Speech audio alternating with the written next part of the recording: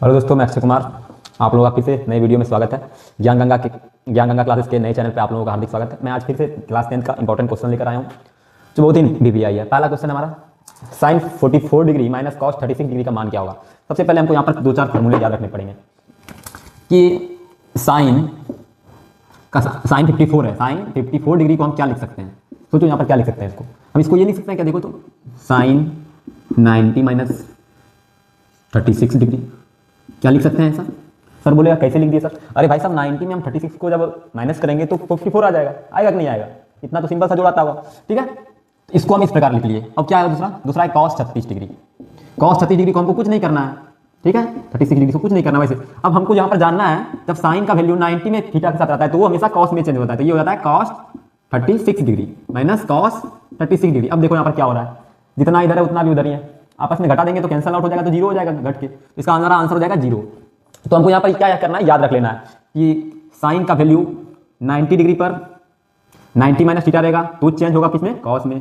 या साइन का 270 रहेगा तो ये भी हमारा चेंज होगा कॉस थीटा में। ठीक है, अगर यहाँ पर अगर साइन 180 रहेगा तो नो चेंज होगा, तो यहाँ साइन थीटा ही रह जाएगा। क्या रह जाएगा, साइन थीटा ही रह जाएगा। ठीक है, जैसा साइन में या तो 360 डिग्री रह जाएगा माइनस थीटा, तो वो भी फिर साइन थीटा ही रह जाएगा। यही बस सिंपल सी बात, इतना ही हमको याद रखना है। ठीक है, तो आते हैं दूसरे क्वेश्चन पर। हाँ, तो दूसरा क्वेश्चन हमारा क्या कह रहा है, बिंदु 2√3 माइनस नहीं कोमा माइनस √2 किस पाद में स्थित है। तो यहाँ पर हमको चतुर्थांश पहले जानना होगा। ठीक है, चतुर्थांश पहले हमको जानना होगा। इसमें क्या कर रहा है, प्रथम पाद, द्वितीय पाद, तृतीय पाद या चतुर्थ पाद। ये जो प्लस, इसको हम क्या देख सकते हैं, यहाँ पर कुछ नहीं तो ये प्लस होगा और ये माइनस होगा। इस रूप में लिखा हुआ है तो मैं जानता हूँ, चेक करता हूँ इसकी रूप में। सबसे पहले मैं चतुर्थांश को सबको आपको पता होगा, इसको हम एक्स एक्सिस कहते हैं, इसको वाई एक्सिस कहते हैं, और ये हमारा एक्स डैश एक्सिस होता है, यानी कि माइनस वाला, ये माइनस वाला। ठीक है, तो ये सबसे पहले देखो, ये हमारा पॉजिटिव में है, ये हमेशा क्या होता है, पॉजिटिव होता है। ये भी हमेशा पॉजिटिव होता है। ये वाला जो क्वाड्रेंट होगा, फर्स्ट क्वाड्रेंट, ये प्लस कोमा प्लस का होगा, इसका होगा प्लस कोमा प्लस का। और सेकंड क्वाड्रेंट एक्स डैश, यानी कि ये वाला माइनस हो जाएगा, ये वाला प्लस। ये क्वाड्रेंट क्या हो जाएगा, माइनस कोमा प्लस का। ये क्वाड्रेंट, ये हमारा फर्स्ट क्वाड्रेंट हो गया, ये हमारा सेकंड क्वाड्रेंट हो गया, ये हमारा थर्ड क्वाड्रेंट हो गया, ये हमारा फोर्थ क्वाड्रेंट हो जाएगा। अब थर्ड का तुम खुद ही दिमाग लगा सकते हो। एक्स किस में है, पहले हमेशा एक्स का वैल्यू लिखते थे। एक्स किस में है, माइनस में। वाई किस में है, वाई भी माइनस में। यहाँ पर एक्स और वाई दोनों की वैल्यू माइनस माइनस में होगी। और ये हमारा लास्ट क्वाड्रेंट, इसमें क्या हमारा एक्स पॉजिटिव है, वाई क्या है, नेगेटिव है। तो हमारा फोर्थ क्वाड्रेंट। अब हमारा क्वेश्चन क्या कर रहा है, देखो, बिंदु 2√3 माइनस √2 किस पाद में है। तो हमारे पास 4 पाद है, 1 2 3 4। अब चेक करना है, प्लस ये 2√3 कुछ नहीं तो किसमें, प्लस में, और ये माइनस में। प्लस कोमा माइनस यहाँ पर दिख रहा है, प्लस कोमा माइनस चतुर्थ क्वाड्रेंट, यानी कि चौथा क्वाड्रेंट में दिख रहा है। देखो चौथा कहाँ, चतुर्थ। ये हमारा आंसर हो गया। तो चलते हैं अगले क्वेश्चन पर। हमारा तीसरा क्वेश्चन क्या कह रहा है, कॉसेक 45 डिग्री का मान क्या होगा। सबसे पहले 45 डिग्री, ये सबसे इंपॉर्टेंट डिग्री है, इसको हमेशा याद रखना है। सबसे पहले हम जान लेते हैं साइन का। साइन थीटा में 45 का वैल्यू क्या होगा, साइन 45 का वैल्यू क्या होगा। फिर कॉस 45 का जान लेते हैं।